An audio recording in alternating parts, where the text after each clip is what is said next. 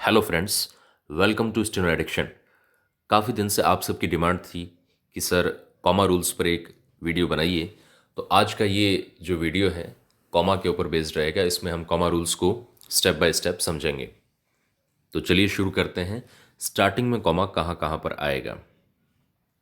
सबसे पहला जो सेंटेंस है, sir comma it is right, यानी सर से शुरू होने वाले हर सेंटेंस में सर के बाद कॉमा आएगा। ये तो फिक्स है। इसमें एक्चुअली हम उन्हीं रूल्स की बात करेंगे जो एकदम फिक्स है, एकदम नेसेसरी है कि वहाँ पे कॉमा आना ही आना है। और ये रूल्स मैंने अपने आप तैयार किए हैं। जिस समय मैं प्रिपरेशन करता था उस टाइम ये रूल्स बनाए थे। और दूसरा जो सेंटेंस है, sir in my opinion it is right. अब सर के बाद वाला कॉमा तो चलिए आपको पता है कि भाई फिक्स है, लगाना ही लगाना जहाँ पे भी आएगा। उसके बाद इन माई ओपिनियन, जो सेंटेंस में इन आ जाता है, मेरे ओपिनियन में, मेरे ओपिनियन में क्या, इट इज़ राइट, ये सही है, तो मेरे ओपिनियन के बाद भी कॉमा आएगा। इसलिए sir comma in my opinion comma it is right. Okay, next sentences. यहाँ पे भी फिक्स होता है mister vice chairman comma sir comma. Mister vice chairman के बाद भी कॉमा आता है और सर के बाद भी कॉमा आता है, क्योंकि आप लोग पार्लियामेंट्री डिक्टेशन करते हैं तो ये आइडिया आपको ज़रूर होगा। उसके बाद ऐसे सेंटेंस जिसमें स्टार्टिंग में mister deputy chairman comma sir comma, ये भी फिक्स है। अब आप लोग स्टार्टिंग के सेंटेंस में सर होता है तो सर के बाद कॉमा लगाते हैं, तो मैडम के बाद भी कॉमा लगेगा। मैडम कहाँ जाएगी, madam comma this is a bill. और मैडम यदि डेप्यूटी चेयरमैन है तो मैडम डेप्यूटी चेयरमैन के बाद कॉमा आएगा। मैडम और डेप्यूटी चेयरमैन के बीच में कॉमा नहीं आएगा, ठीक है, क्योंकि यहाँ पे मैडम जो है उपसभापति हैं, उनको संबोधित करने के लिए डिप्टी चेयरमैन के बाद कॉमा लगाया गया। उसके बाद आपका जो भी सेंटेंस है वो स्टार्ट हो जाएगा। Next is in my humble view. जो भी सेंटेंस इन से स्टार्ट होगा उसके अंदर कहीं ना कहीं कॉमा ज़रूर आएगा। उस कॉमा की पहचान कैसे होगी? कॉमा का देखिए मेन मकसद क्या होता है। कॉमा का मकसद होता है कोई भी दो सेंटेंस या दो वर्ड्स को आपस में अलग करने के लिए, सेपरेट करने के लिए। तो in my humble view comma this is an open case. अब मेरा जो हम्बल व्यू, मेरे विनम्र मत में मेरा हम्बल व्यू जो है, उसके बाद कॉमा इसलिए आया कि मैं ये बताना चाहता था कि ये जो केस है वो ओपन केस है। This is an open case. उसको अलग करने के हिसाब से, सेग्रीगेट करने के हिसाब से अपन ने कॉमा लगाया है। नेक्स्ट सेंटेंस भी इन से स्टार्ट हो रहा है, तो इन माई व्यू कॉमा। अब मेरे व्यू में क्या होगा, उसके आगे मैं शुरू करूं उससे पहले कॉमा आएगा। आप मेरी बात को समझ रहे होंगे, ठीक है। Next, according to him. जो भी सेंटेंस अकॉर्डिंग से स्टार्ट होगा उसके बाद भी कॉमा आएगा। According to him comma he is not culprit. उसके अनुसार। अब उसके अनुसार क्या, तो क्या का जवाब आएगा, उस जवाब से पहले हम कॉमा लगा देंगे। According to him comma he is not culprit, ठीक है। नेक्स्ट है, हमेशा देयरफॉर के बाद कॉमा आएगा ही आएगा, चाहे देयरफॉर स्टार्टिंग में हो चाहे मिडल में हो। यदि देयरफॉर स्टार्टिंग में होता है तो स्टार्टिंग के बाद कॉमा आएगा। यदि देयरफॉर मिडल में है तो देयरफॉर के आगे और पीछे दोनों तरफ कॉमा फिक्स है, ठीक है। उसी तरीके से हावेवर की भी वही स्थिति है जो देयरफॉर की है। हावेवर यदि सेंटेंस के स्टार्टिंग में है तो हावेवर के बाद में कॉमा आएगा, और यदि हावेवर सेंटेंस के मिडल में है तो हावेवर से पहले और बाद में भी कॉमा आएगा। Next, possibly. स्टार्टिंग में पॉसिबली जैसा वर्ड आ गया, उसके बाद सीधा कॉमा लगा दीजिए, possibly comma this is an error. Simply, starting में सिंपली आ गया, उसके बाद भी कॉमा आएगा, it is good. But, starting में यदि बट है सेंटेंस में तो बट के बाद कॉमा आएगा, और यदि मिडल में है बट तो बट से पहले कॉमा आएगा। इस रूल को आप ध्यान से सुनना, क्योंकि बट का प्रयोग डिक्टेशन में काफ़ी जगह पे होता है और ये कॉमा आपके लिए काफ़ी इंपॉर्टेंट भी है। बट यदि इनिशियली है, सेंटेंस के स्टार्टिंग में है, तो उसके बाद कॉमा आएगा, और यदि मिडल में है तो बट के पहले कॉमा आएगा। मिडल वाले उन्हीं बट के पहले कॉमा आएगा जो सेंटेंस को दो पार्ट में डिवाइड करते हैं, यानी दोनों ही सेंटेंस यदि एक दूसरे पर डिपेंडेंट नहीं हो तो। बट से पहले कॉमा आता है। उसको हम आगे समझेंगे नेक्स्ट टॉपिक के अंदर। अभी आप ये ध्यान रखें कि स्टार्टिंग में बट होगा तो उसके बाद कॉमा आएगा। नेक्स्ट सेंटेंस, किसी भी सेंटेंस के स्टार्टिंग में सो हो तो सो के बाद कॉमा फिक्स है। So you should go to office. ठीक है, ये ऐसे रामबाण हैं जिनको आप करने के बाद कॉमा की मिस्टेक तो मान लीजिए आपकी बिल्कुल ख़त्म हो जाएगी 99.99% तक। Next sentence, on the contrary fix है। ऑन द कॉन्ट्रेरी आ गया तो उसके बाद कॉमा आएगा।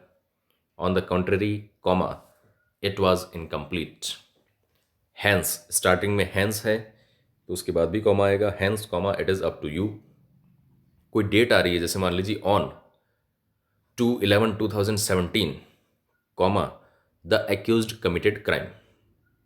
अब मान लीजिए यहाँ पे डेट नहीं होती, कोई डे होता, on Monday comma the accused committed crime. यानी कोई भी पीरियड, टाइम पीरियड आप बताना चाहते हैं तो वहाँ पर भी कॉमा आएगा। ओके, अब आता है next sentence, after investigation comma charges were framed. Investigation के बाद चार्जेस फ्रेम किए गए। जिस सेंटेंस में आफ्टर लग गया है स्टार्टिंग में, उसके बाद उस सेंटेंस में वहाँ पे कॉमा आएगा जहाँ से दूसरा सेंटेंस शुरू हो रहा है। जैसे आफ्टर इन्वेस्टिगेशन, ये मान के चलें कि कॉमा का प्रयोग जो है सिंपल, आप अपने दिमाग में लॉजिक लगा लें कि कॉमा का प्रयोग हमें वहीं पे करना है जहाँ से हमारा आंसर स्टार्ट होगा। यानी मान लीजिए मैं कहता हूँ सिर्फ आपको आफ्टर इन्वेस्टिगेशन, तो आप पूछेंगे उसके बाद क्या, इन्वेस्टिगेशन के बाद क्या हुआ, तो मैं कहूँगा कि after investigation charges for framed, charge उसको सुनाए गए, चार्ज फ्रेम किए गए। तो इस वजह से वहाँ पे कॉमा आया है। आफ्टर इन्वेस्टिगेशन उसका उत्तर स्टार्ट होगा चार्जेस फ्रेम किए गए, इसलिए वहाँ पे कॉमा आ गया।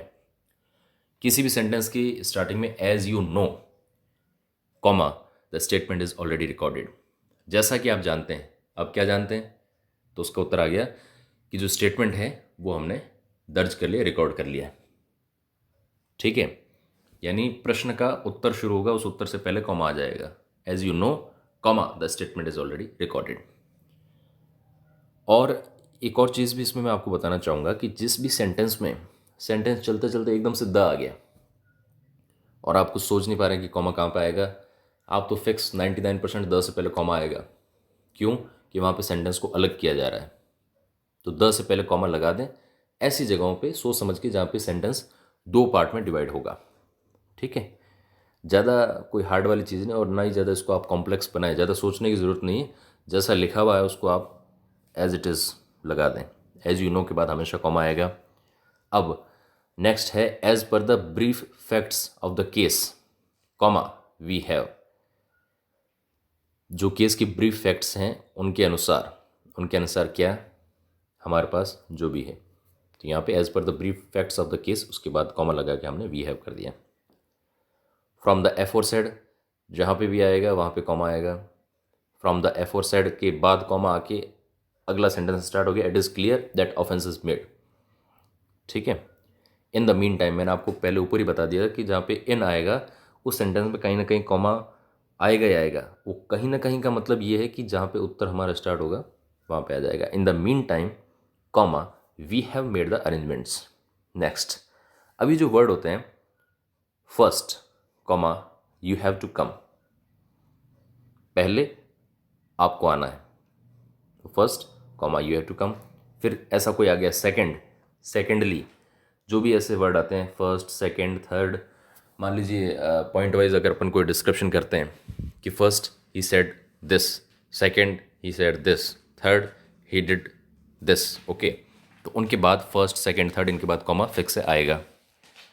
फिर है सब्सिक्वेंटली, कॉन्सिक्वेंटली, ऐसे वर्ड्स यदि स्टार्टिंग में आते हैं तो उनके बाद भी कॉमा आएगा। ऑन द अदर हैंड, ये स्टार्टिंग में है, इनके बाद कॉमा लगा दीजिए आंख बंद करके। दूसरा, on behalf of the revisionist, revisionist के बिहाफ पर द लर्नेड काउंसिल फाइल्ड। जो द वाली बात मैंने आपको ऊपर बताई थी वो यहाँ पर आपकी क्लियर हो जाएगी, क्योंकि यदि मैं यहाँ पे कॉमा नहीं लगाऊं, on behalf of the revisionist the learned council filed, तो यहाँ पे द का कोई औचित्य नहीं रहेगा, द इसके साथ मिल जाएगा, इसलिए द को सेपरेट करने के लिए यहाँ पे कॉमा लगाना ज़रूरी हो जाता है। अब कोई रेस्पोंडेंट्स हैं, the respondents namely, namely word जहाँ पे भी आएगा उसके आगे और उसके पीछे हमेशा कॉमा आएगा। कॉमा का ये भी मतलब होता है जो अपन डैश लगाते हैं। अब नेमली क्या नेम है, रमेश दिनेश। अब रमेश दिनेश के बीच में तो कॉमा आएगा, ये तो सब आप जानते ही हैं, ये तो एसेंशियल कॉमाज हैं। उसके अलावा नेमली से आगे और पीछे भी कॉमा आएगा फिक्स। और जो वर्ड्स स्टार्टिंग में हियर, देन, दज, सिमिलरली, रिजल्टेंटली, जनरली, प्रोबेबली, ये वर्ड यदि स्टार्टिंग में आ जाएं तो खट देसी इनके बाद कॉमा लगा दें आप तो। ठीक है, ये तो हो गए आपके स्टार्टिंग वाले। और नेक्स्ट जो है मिडल ऑफ द सेंटेंस में कहाँ कहाँ पर कॉमा आएंगे, बड़े ही शॉर्ट में मैं आपको बता रहा हूँ, क्योंकि यदि ये वीडियो देख के इन रूल्स को यदि आप समझ जाएं तो एग्ज़ाम में कॉमा की मिस्टेक तो बिल्कुल आपकी नहीं रहेगी। अब हम देखते हैं मिडल ऑफ द सेंटेंस में कहाँ पे कॉमा आएगा। सबसे पहले जो कि मैं आपको ऊपर ही बता चुका हूँ, देयरफॉर यदि मिडल ऑफ द सेंटेंस है तो उसके आगे पीछे कॉमा आएगा। हाउएवर के भी आगे पीछे कॉमा आएगा। मोर और लेस के भी आगे पीछे कॉमा आएगा। ये फिक्स रूल है। अब जो सेंटेंस इफ से शुरू होता है, मान के चलिए आप तो ये फिक्स बात है, इफ से शुरू होने वाले सेंटेंस के बाद कॉमा आएगा। अब लगाना कहाँ पे है, 99% इफ से शुरू होने वाले सेंटेंस में देन जरूर आता है।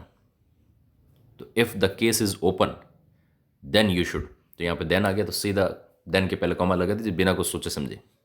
कोई अपने को उसमें मीनिंग निकालने की ज़रूरत नहीं है। इफ से सेंटेंस शुरू हुआ है और यदि उसमें देन आया है तो देन से पहले कॉमा आ जाएगा। कोई ऐसा सेंटेंस है जहाँ पर देन नहीं आएगा, बिल्कुल 1% संभावना है कि ऐसा कोई सेंटेंस होगा। मोस्ट प्रोबेबली 99% इफ़ वाले सेंटेंस में देन ही आता है। मान लीजिए 1% आ गया तो उसमें आप क्या करेंगे, if the case is open you should pronounce the judgement. यदि केस ओपन है तो क्या आपको जजमेंट प्रोनाउंस करना है, तो यू से पहले कॉमा यहाँ पे आ जाएगा। ठीक है, जो आंसर होगा उससे पहले कॉमा आ जाएगा। देन और देन, एक तो देन होता है तब और एक देन होता है THAN। THAN वाले देन का मतलब होता है जो अपन किसी चीज़ में कंपैरिजन करते हैं, किसी चीज़ को कंपेयर करने के काम आता है। तो जो कॉमा है देन से पहले हमेशा कॉमा आएगा। THEN वाले देन से पहले मान के चलिए हर समय कॉमा आएगा और THAN वाले देन से पहले कभी भी कॉमा नहीं आएगा। ठीक है, चलें आगे। नेक्स्ट है I not only knew where this person was shopping but the exact time of each transaction. अब जो मैंने आपको कहा था बट यदि स्टार्टिंग में है तो उसके बाद भी कॉमा आएगा, और बट यदि मिडल सेंटेंस में है तो वहाँ पे भी कॉमा आएगा। ठीक है, ना सिर्फ मैं ये जानता था कि पर्सन कहाँ शॉपिंग कर रहा है, बट उसकी एग्जैक्ट टाइमिंग भी मैं जानता था हर ट्रांजैक्शन की। तो यहाँ पे दो अलग अलग सेंटेंस है, उनको जोड़ा गया है बट से। बट यहाँ कनेक्टिंग का काम कर रहा है और बट से पहले कॉमा यहाँ पे आ जाएगा। ठीक है, sentences having not only along with but there comma will come before the but. जो सेंटेंस में नॉट ओनली है और बट भी आया है तो वहाँ बट से पहले आप कॉमा लगा दें। कोई भी सेंटेंस जिसमें नॉट ओनली है और बट भी है तो बट से पहले कॉमा आ जाएगा। ठीक है, यहाँ पे है it is good to have a confidence comma but it is not good to have overconfidence. यहाँ पर बट से पहले कॉमा इसलिए लगाया गया है क्योंकि दोनों ही सेंटेंस एक दूसरे पर डिपेंडेंट नहीं हैं। Here in the above sentence, both the sentences before but and after but are not dependent on each other। यानी मैं but के बाद वाले सेंटेंस को यदि गायब कर दूं तो भी इसकी मीनिंग सीधी सीधी निकलेगी। It is good to have a confidence, अच्छी बात है, कॉन्फिडेंस का होना बढ़िया है। बट लेकिन it is not good to have overconfidence. अभी दूसरा सेंटेंस आ गया, it is not good to have overconfidence. यदि इसको मैं नहीं भी रखूं तो भी सेंटेंस का मीनिंग सीधा सीधा निकल जाएगा, इसलिए यहाँ पे भी बट से पहले कॉमा आ गया है। अब कुछ एसेंशियल कॉमाज होते हैं जैसे वीट, राइस, पल्सेस एक्सेट्रा, तो यहाँ पे कॉमा कॉमा आएगा। ये अब मानकर चलें बच्चे 99% बच्चे यहीं भी गलती करते हैं, एक्सेट्रा से पहले कॉमा लगाते ही नहीं है, जबकि एक्सेट्रा से पहले कॉमा आएगा। बिल्कुल 100% एक्सेट्रा से पहले कॉमा आता है। ठीक है, अब हम बात करते हैं I referred to states that is से पहले भी कॉमा आएगा। हमेशा दैट इज़ से पहले कॉमा आता ही आता है। ज़्यादातर लोग क्या करते हैं, दैट इज़ को आई डॉट ई डॉट लिख देते हैं, वो भी एक गलत प्रैक्टिस है। देखिए स्टेनोग्राफी का सीधा मतलब है जो डिक्टेटर ने आपको बोला है वो आपकी स्पेलिंग चेक करना चाहता है कि आपको वास्तव में उसकी स्पेलिंग आती है या नहीं आती है, आपने वो वर्ड वास्तव में लिखा है या नहीं लिखा है। इसलिए अपना काम है हर वर्ड को पूरा लिखें, शॉर्ट फॉर्म में उसे ना निपटाएं। और जो एंड का साइन बना के एंड लिखते हैं वो भी गलत प्रैक्टिस है, उसको आप छोड़ दीजिए। AND उसको पूरा लिखेंगे, ठीक है। तो हमेशा दैट इज से पहले कॉमा आएगा। Comma will never come before and after and. ज़्यादातर मैंने बुक्स में भी देखा है, शॉर्ट हैंड की बुक्स में भी एंड से पहले और बाद में कॉमा लगाते हैं, वो गलत प्रैक्टिस है कभी भी। क्योंकि हम जो फॉलो करते हैं, ब्रिटिश इंग्लिश फॉलो करते हैं, उसमें एंड से पहले और बाद में कभी कॉमा नहीं लगना चाहिए। अक्सर मैं क्लास में भी करता था तो बच्चे मेरी मिस्टेक इसमें कर देते, लेकिन हमारे को सर ने बताया था कि कभी भी एंड से पहले और बाद में कॉमा नहीं आना चाहिए, ठीक है। और ये एकदम वेरीफाइड फैक्ट है। अब जैसे and at the same time it was justified. अब देखिए एंड के बाद मैंने कोई कॉमा नहीं लगाया है, एट द सेम टाइम के बाद कॉमा आएगा कि ये जस्टिफाइड किया गया है। अब कुछ ऐसे वर्ड्स हैं जैसे ऑफ कोर्स, बीच में यदि ऑफ कोर्स आ गया है तो उसके पहले और बाद में आएगा, और यदि of course starting of the sentence में है तो ऑफ कोर्स के बाद में कॉमा आएगा, और मिडिल में है तो आगे पीछे दोनों तरफ कॉमा आएगा। A victim of the case, मान लीजिए बीच में कोई मिडिल ऑफ द सेंटेंस में अ से कोई सेंटेंस शुरू हो रहा है तो उसमें उस सेंटेंस को ब्रेक करने के लिए हमने कॉमा लगाया है। कोई सेंटेंस में आई आ गया बीच में, middle of the sentence I आ गया तो उससे पहले कॉमा आएगा, क्योंकि उस आई को हमें अलग करना है। मान लीजिए ही आ गया तो ही से पहले भी हमें कॉमा को अलग करना है, ठीक है। नेक्स्ट है in the present scenario comma we must not forget his contribution.